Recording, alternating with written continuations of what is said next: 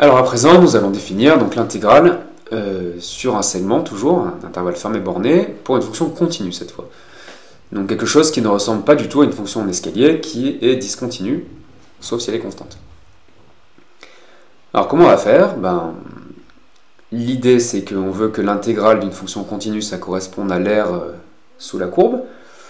Et en fait cette aire, on va la définir par approximation par des fonctions en escalier. Donc on va définir l'aire d'une forme quelconque par la limite d'aires de rectangles de plus en plus petits qui sont de trop bonnes approximations de l'aire. Donc ça va être quelque chose d'assez compliqué. Et les démonstrations vont être un petit peu difficiles. Alors on commence par un premier théorème qui va dire qu'on peut toujours approcher une fonction continue par des fonctions en escalier. Alors ce théorème, on ne peut pas le démontrer puisque ça repose sur une notion hors programme qui est assez délicate, c'est la notion d'uniforme continuité. Donc par gain de temps, ça a été éjecté du programme de PCSI. Donc on admet le théorème suivant: si on prend n'importe quelle fonction continue sur un segment AB à valeur réelle, alors pour tout epsilon strictement positif, donc comme d'habitude aussi petit qu'on veut, il existe deux applications phi et psi en escalier, telles que pour tout x, phi de x est plus petit que f de x plus petit que psi de x, et pour tout x, 0 plus petit que psi de x moins phi de x plus petit que epsilon. Donc ça veut dire sur le dessin suivant que la fonction phi qui est en escalier, elle est toujours sous la courbe de f, parce que c'est pour tout x, et la fonction psi, elle est toujours au-dessus. La deuxième propriété veut dire que l'écart entre les deux fonctions ne dépassera jamais epsilon. Donc sur le dessin, vous vous donnez une erreur epsilon. Donc la fonction f, elle varie comme elle veut, en étant continue. On voit que je peux toujours approcher ma fonction par des fonctions constantes. Alors si je prends une fonction constante sur tout l'intervalle, il faut que je fasse un trait en haut, un trait en bas, mais l'écart ne va pas être plus petit qu'epsilon. Donc il faut que je puisse subdiviser l'intervalle, donc c'est ce que j'ai fait. Donc en subdivisant l'intervalle, des petits morceaux de courbe peuvent être encadrés comme ça entre deux fonctions constantes, et l'écart entre les deux est bien plus petit qu'epsilon. Donc plus epsilon est petit, plus je vais devoir découper en petits morceaux de courbe. Donc ça on admet que c'est possible, c'est notre théorème 6. Alors maintenant, donc on va approcher l'aire sous la courbe par l'aire des rectangles définie par la fonction phi, et l'aire des rectangles définie par la fonction psi. Et donc intuitivement, l'aire définie par la fonction phi, donc l'intégrale de phi, ça va être trop petit par rapport à l'aire sous la courbe de f. Donc on va prendre la plus grande valeur possible des intégrales des fonctions phi pour les fonctions en escalier phi qui minorent la fonction. De l'autre côté, l'aire des rectangles qui sont au-dessus, donc l'intégrale de psi, ça va être trop grand par rapport à l'aire définie par la fonction f. Donc on va prendre la plus petite valeur possible des intégrales des fonctions psi qui sont en escalier et qui sont au-dessus de f. Donc ça fait deux quantités possibles, et on va montrer qu'en fait ces deux quantités sont égales, et c'est ça qu'on appellera l'intégrale de f. Et donc c'est comme ça qu'on aura défini la notion d'aire en mathématiques, pour une forme quelconque, pas forcément des rectangles. Alors allons-y. Donc au niveau des notations, on prend une fonction f de AB dans R qui est continue. Alors il y a une petite erreur, il faut enlever le plus, on ne la suppose pas positive. Donc on définit deux parties de R qu'on appelle petit ef et grand ef. Alors pour petit ef, on prend l'intégrale de toutes les fonctions phi, donc ce sont des nombres, où les fonctions phi sont en escalier, et elles minorent petit f. Donc on prend toutes les fonctions en escalier qui vont être plus petites que f, et on calcule l'aire sous la courbe. Ça fait un ensemble ef, donc c'est un ensemble d'aires. L'ensemble grand ef, c'est l'aire de toutes les définie par toutes les fonctions en escalier qui sont plus grandes que f. Et donc on va montrer que le premier est majoré non vide, que le deuxième est minoré non vide. Et donc, d'après le théorème fondamental de la bande supérieure, petit ef a une bande supérieure, qu'on va appeler alpha, Et grand EF est une borne inférieure qu'on va appeler bêta. Donc ce sont les deux nombres dont on parlait précédemment. Et on va montrer qu'en général, alpha est plus petit que bêta. Et ensuite, il y aura un deuxième théorème, le théorème 7 qu'on va démontrer, c'est que si la fonction est continue sur AB, en fait, alpha égale bêta, donc nos deux nombres sont égaux. Alors pour être plus précis, tout ce que j'ai dit au début, c'est vrai pour une fonction continue, mais en fait ce sera vrai dès que la fonction est bornée. Donc pour une fonction bornée, on arrivera là, et pour une fonction continue, on aura alpha égale bêta. Donc ça, on le précisera dans la démonstration. Donc allons-y, on prend f, une fonction continue sur le segment AB. L'ensemble petit ef, donc c'est l'ensemble des aires sous la courbe, des fonctions en escalier qui minorent f. Petite faute d'orthographe, c'est ENT ici. L'ensemble grand EF, c'est l'ensemble des aires sous la courbe, des fonctions en escalier qui majorent f. Donc là c'est ENT aussi, bon c'est pas très important pour les mathématiques. Alors on va montrer que ces ensembles sont non vides, déjà. Donc comme f est continu et qu'on est sur un segment d'intervalle fermé borné, d'après le chapitre sur les fonctions continues, f est borné sur l'intervalle AB. Donc ça s'écrit comme ça, il existe deux constantes, telles que pour tout x, petit m plus petit que f de x plus petit que grand M. Donc c'est ce que je vous disais, pour l'instant je n'utilise pas qu'elle est continue, j'utilise juste qu'elle est bornée. Petite subtilité pour la fin. Donc on a nos deux constantes qui encadrent f de x pour tout x. Alors la constante petit m, on peut voir ça comme une fonction constante, et donc c'est une fonction en escalier qui minore f. Donc son intégrale, qui est égale à mb-a, appartient au premier ensemble ef, et donc ef est non vide. La constante grand M, c'est une fonction en escalier qui majore f, donc son intégrale, grand M b-a, appartient à l'ensemble grand EF, et donc grand EF est non vide. Donc on a bien montré qu'on a deux ensembles non vides. Alors maintenant il faut montrer que celui-ci est majoré et que celui-ci est minoré. Alors donc si on prend une fonction en escalier qui minore la fonction f, comme f de x est plus petit que grand M, bah pour tout x, phi de x va être aussi plus petit que grand M par transitivité du symbole inférieur ou égal.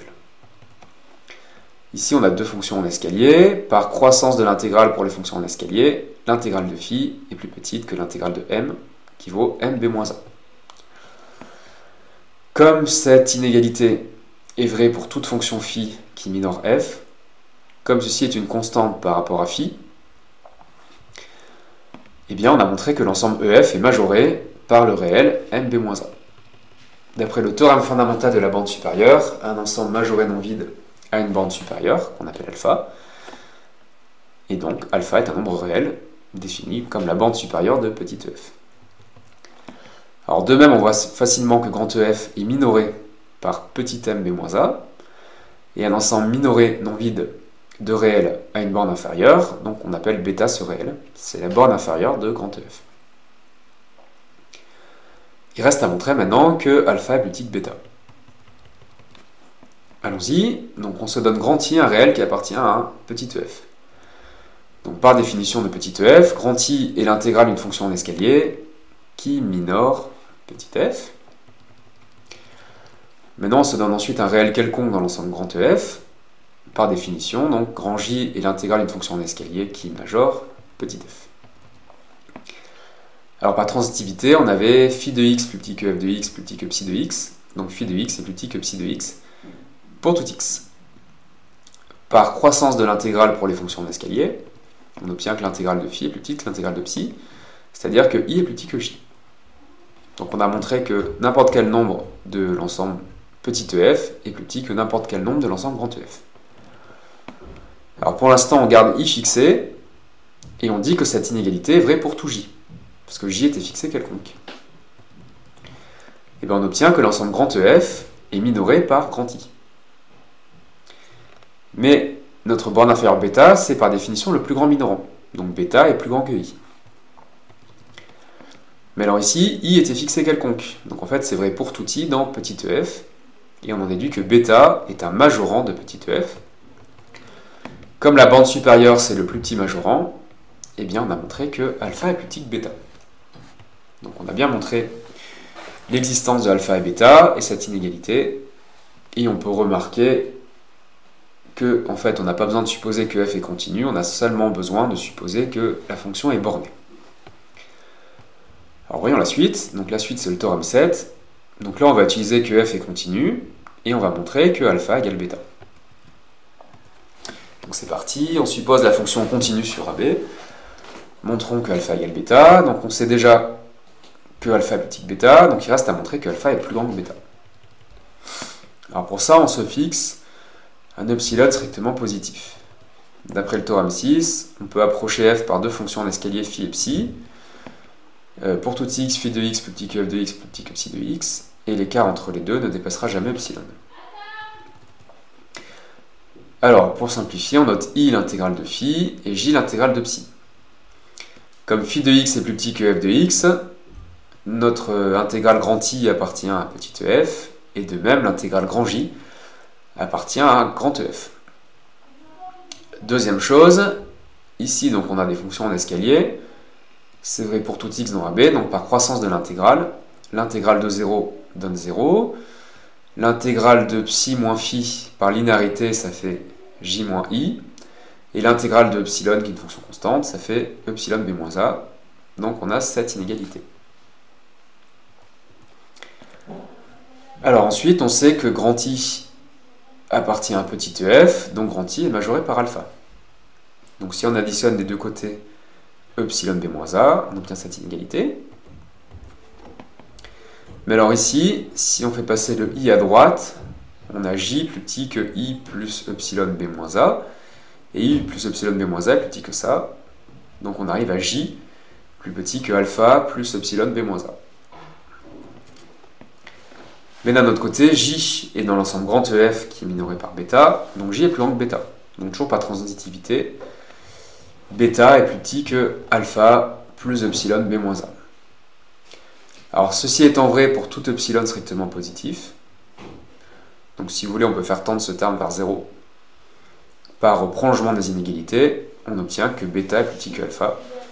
Ce qu'on voulait démontrer. Comme aussi on sait que alpha et plus petit que bêta, on peut en conclure que alpha égale bêta.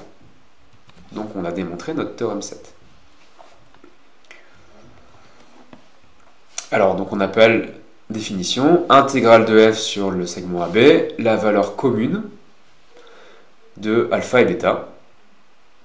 Alors on peut le noter comme ça, intégrale de f entre a et b. Alors lorsqu'on veut préciser la variable de la fonction, on l'écrit comme ça, intégrale sur AB de f de x dx, ou alors intégrale de a à b de f de x dx. Donc le dx sert à préciser que la variable c'est x, et x varie de a à b. C'est pas x égale a et x égale b, comme dans une somme discrète. Ici c'est x prend toutes les valeurs de façon continue entre a et b. Alors ça c'est une intégrale, et donc c'est un nombre. La fonction qui est l'intérieur, on appelle ça l'intégrande. Donc l'intégrale est un nombre, l'intégrande est une fonction. Alors il faut faire attention que ici la variable x est muette. C'est-à-dire si vous faites l'intégrale de f de x dx, c'est pareil que l'intégrale de f de t dt, de f de du, de f de z dz. Donc ça représente l'aire sous la courbe. Donc ça dépend d'aucune variable en fait. C'est comme même remarque que pour les sommes. Alors, petite subtilité pour l'année prochaine. Donc tout ce qui a été dit avant le théorème 7 était vrai pour une fonction bornée. C'est-à-dire que alpha et bêta existent et alpha est plus petit que bêta. Donc ça on l'avait déjà dit. Alors par contre pour une fonction bornée, on peut avoir alpha qui est strictement plus petit que bêta. Donc par exemple, sur l'intervalle 0,1, vous prenez la fonction indicatrice des rationnels, c'est-à-dire qui vaut 1 quand x est rationnel et 0 quand x est irrationnel, donc une fonction très discontinue quand même. Alors on peut montrer que là, alpha égale 0 et bêta vaut 1. Alors ici, on ne sait pas définir l'intégrale de cette fonction. Donc les fonctions pour lesquelles alpha est strictement plus petit que bêta, leur intégrale n'existera pas.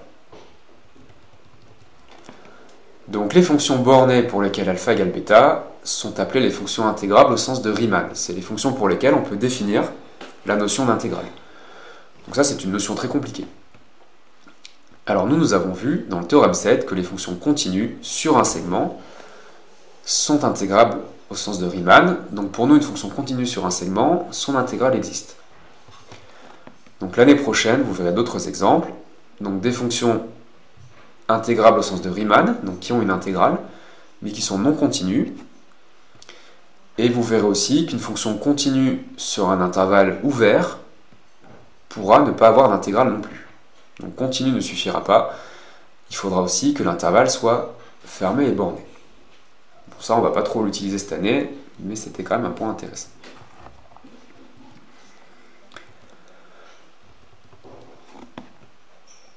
Alors, on peut aussi préciser un petit point. Est-ce qu'il existe une fonction qui est continue et qui est en escalier? Puisqu'on a deux définitions différentes de l'intégrale pour les fonctions continues, ce qu'on vient de faire. Pour les fonctions en escalier, c'était le paragraphe précédent. Alors oui, une fonction constante vérifie les deux propriétés continues en escalier. Mais en fait, on vérifie facilement que les deux définitions donnent le même nombre, donc on n'a pas de souci. Enfin, on peut étendre un peu notre définition. Donc qu'est-ce qui se passe si la bande du bas est plus grande que celle du haut? Eh bien on dit que c'est moins l'intégrale de a à b. Et si les deux bornes sont égales, on dit que l'intégrale est égale à 0. Donc maintenant on n'a plus besoin de supposer que a est strictement plus petit que b quand on parle de l'intégrale de a à b de f. Et donc dans la suite, quand f est continu sur un intervalle i, et si on prend deux points de cet intervalle, donc l'intervalle AB est inclus dans I, l'intégrale de a à b de f de x dx est définie, parce que f est continu entre a et b, et on ne sait pas qui est le plus grand entre a et b, et on peut même avoir a égale b, dans ce cas-là l'intégrale vaut 0. Donc on n'a plus de conditions sur les bornes, mais il faudra quand même faire attention, puisque certains résultats ne seront vrais que si les bornes sont dans le bon sens. Voilà, donc on a réussi, on a donc défini l'intégrale d'une fonction continue en définissant celle-ci comme l'aire sous la courbe, et cette aire, on l'a approchée par l'aire de fonction en escalier. Donc pour l'instant, on a une définition compliquée comme ceci. Et pour la suite, on peut remarquer que pour l'instant, ça n'a vraiment aucun rapport avec la notion de primitive.